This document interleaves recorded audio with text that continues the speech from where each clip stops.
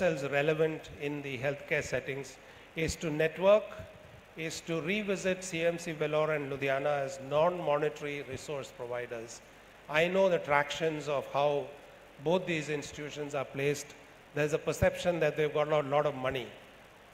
By God's grace, they're robust, but their expenses are also huge. But more importantly is for every mission hospital to identify an area of strength and become the watchtower of excellence. What is a watchtower?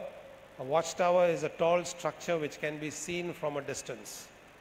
The hospital must choose, like the example I gave of Roberts Hospital once was known as the center of excellence for whatever, radiotherapy, I think.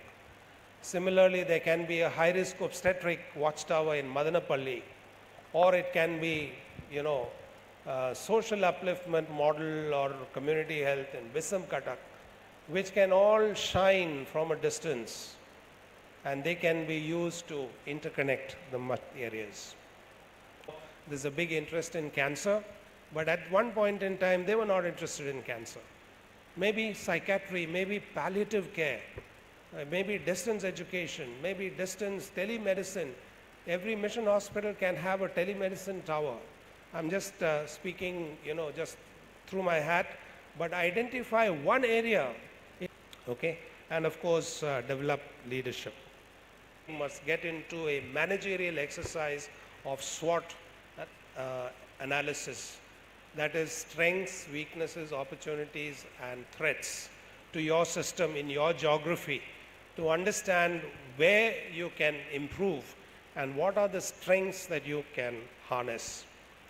You can then get, once you've done this SWOT report, you can get, it will objectify the gaps that you have and suggest to you what can be done.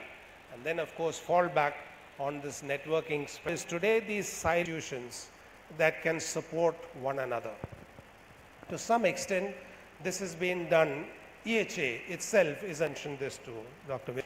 Professionals who are believing, passionate, and very proactive academics, people in the civil construction industry, architects. I have met them in church and at different meetings. Some of them come to the company for discussion. And to those who have asked this question, will you help a mission hospital in Orissa? Nobody has asked us.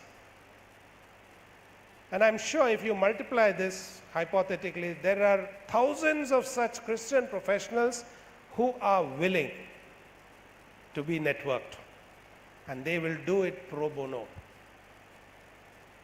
So why not Madanapalli lawsuits, most hospitals will have, taken up by a Christian advocate who has resigned or retired from his active service? I think there is some merit.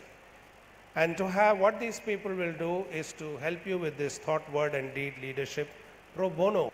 Freely I have received, therefore freely give. I think most of these people, if their travels and all that are taken care of, will give of their expertise freely.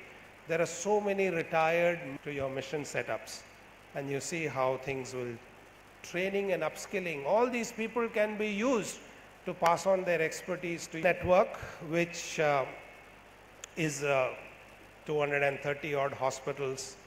And if you have these, might be willing to change the scenario.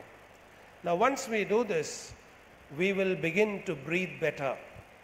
We will begin to enlarge our footprint. We will begin to attract young people who will see that this is a robust organization. They'll be willing to be part of this network and be free to move from one corner to the other, across denominational silos, across, their family, aligning with their family needs, and family needs are very genuine.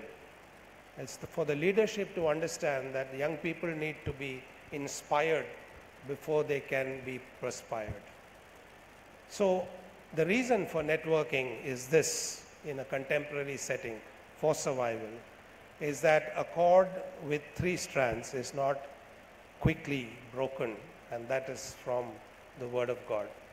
So if we strengthen this along with all that we do from the wellspring of our faith, that we are chosen, we are anointed, even through our failures, God is holding our hand. He expects us to be co-workers with God. We have to think whether we are co-working with Him. And that comes largely from your personal passion